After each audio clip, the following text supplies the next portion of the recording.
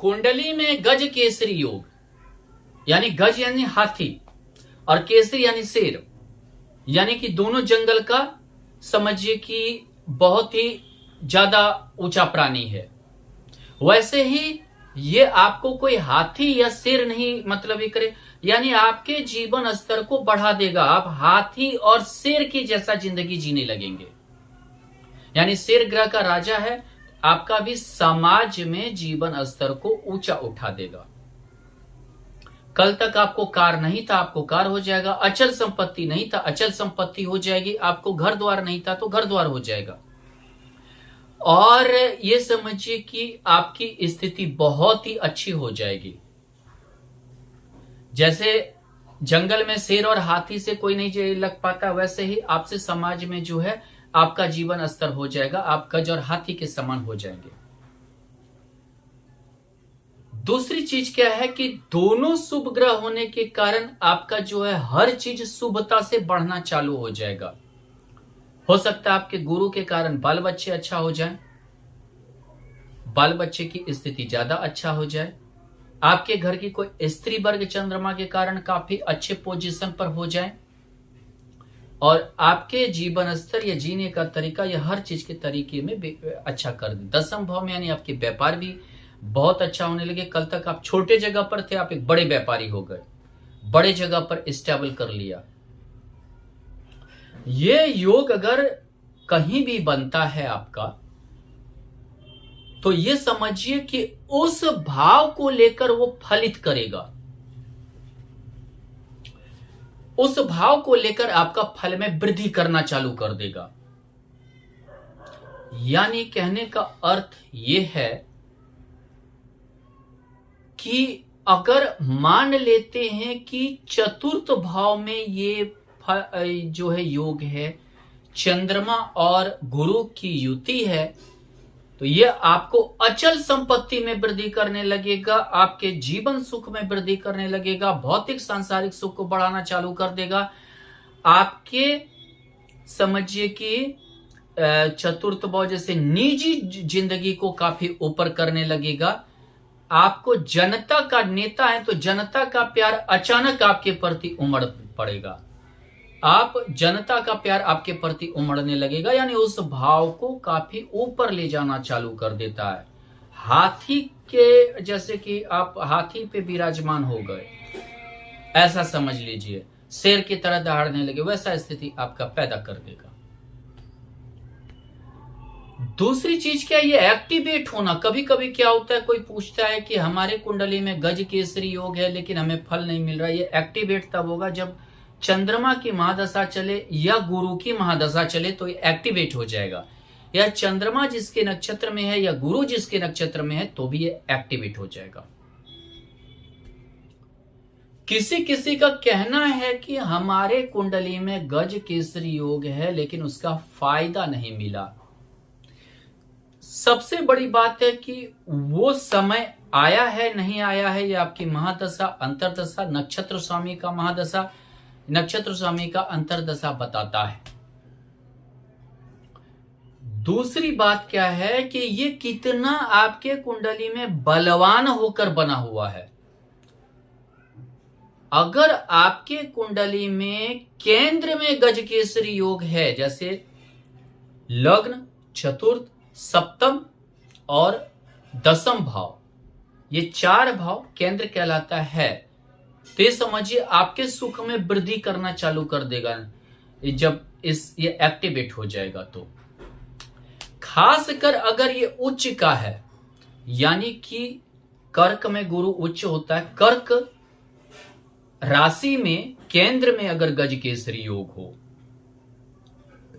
या समझिए धनु या मीन राशि के में गज केसरी योग हो और ये राशि केंद्र में हो, अगर वृष में गज केसरी योग हो, वृष राशि में, तो ये ज्यादा बलवान होगा, आपको बहुत अच्छा फल देना चालू करेगा।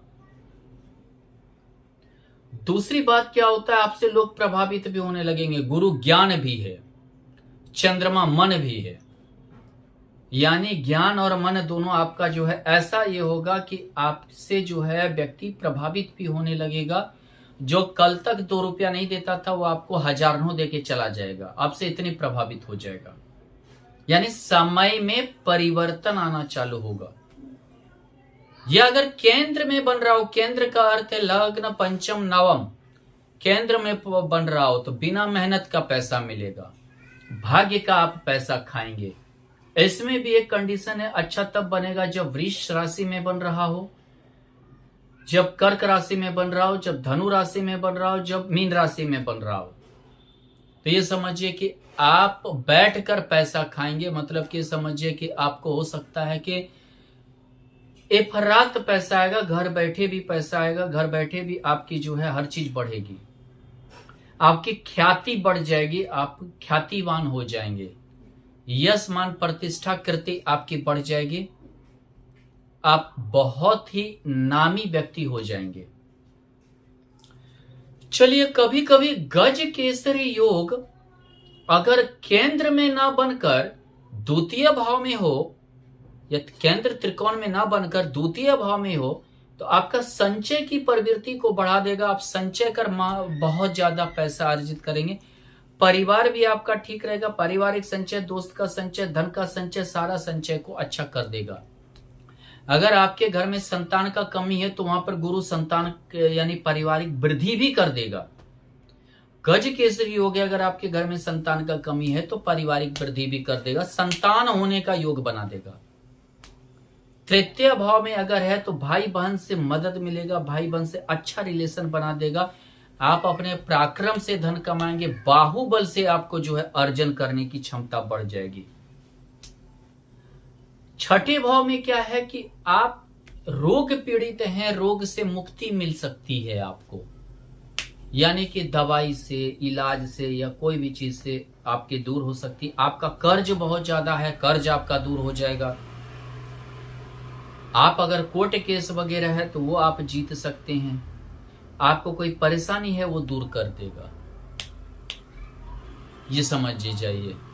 आप उस परेशानी को जूझ कर दूर कर लेंगे, आपकी दुश्मनी खत्म कर देगा। अष्टम भाव में अगर है तो आपको अचानक सब कुछ मिलेगा, अचानक आपका जो है जीवन स्तर रातों रात आप बहुत ज्यादा बढ़ जाएंगे, रातों रात अच्छा हो जाएंगे। एकादश भाव में यानी आपकी सारी महत्वाकांक्षा की पूर्ति करेगा, ये सारा आपकी महत्वाकांक्षा पूर्ति होगा। द्वादश भाव में हो तो धार्मिक यात्रा कराएगा, आप धार्मिक व्यक्ति होंगे और ये समझिए धर्म कर्म में बिलीव के साथ साथ जो है आपका धर्म कर्म में खर्च भी करेंगे, पैसे की कमी नहीं होगी। कहीं से हो कितना भी खर्च करें लेकिन पैसा आना है, चाहे जैसे हो वैसे आना है। कभी कभी क्या है, इस पर कोई पाप ग्रह की दृष्टि हो गया तो यह खंडित हो जाता है। जैसे आपके कुंडली में गज केसरी योग बन रहा है, राहु की दृष्टि हो गई तो राहु और चंद्रमा मिलकर आपका समझिए कि ग्रहण योग बनाता है। गुरु और राहु मिलकर गुरु चांडाल योग बनाता है, तो आपको गज केसरी योग का आंशिक फल मिलेगा, यानी आपका फल कम हो जाएगा।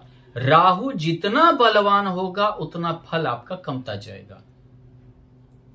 तो यहां क्या उपाय है कि आप राहु संबंधी दान कीजिए, राहु संबंधी पूजा कीजिए, राहु संबंध को शांत कीजिए, ताकि गज केसरी योग में फल में वृद्धि हो। जब भी चंद्रमा और गुरु की जो है महादशा या अंतरदशा चले, उस समय राहु का दान करना आप स्टार्ट कीजिए, ना कि चंद्रमा गुरु का। चंद्रमा गुरु को बलवान कीजिए, चंद्रमा गुरु को जितना आप बलवान कर सकते हैं, राहु को कमजोर कीजिए जितना कर सकते हैं। इससे आपको गज केसरी योग का फल ज्यादा प्राप्त होगा। शनि के साथ में विष योग भी हुआ, गज केसरी योग भी हुआ। अब आपको विष योग का भी फल मिलेगा, गज केसरी योग का भी फल मिलेगा। चंद्रमा का अस्तित्व तो समाप्त हो जाएगा, क्योंकि वहां दो भारी ग्रह गुरु और मतलब कि समझिए कि शनि है। शनि और गुरु में जो भारी रहेगा उसका फल आपको ज्यादा प्राप्त होगा, विष चाहे विष योग का और गज केसरी योग में से। यहां पे क्या होता है कि वो फिर आंशिक फल की ओर चला आता है। धन्यवाद।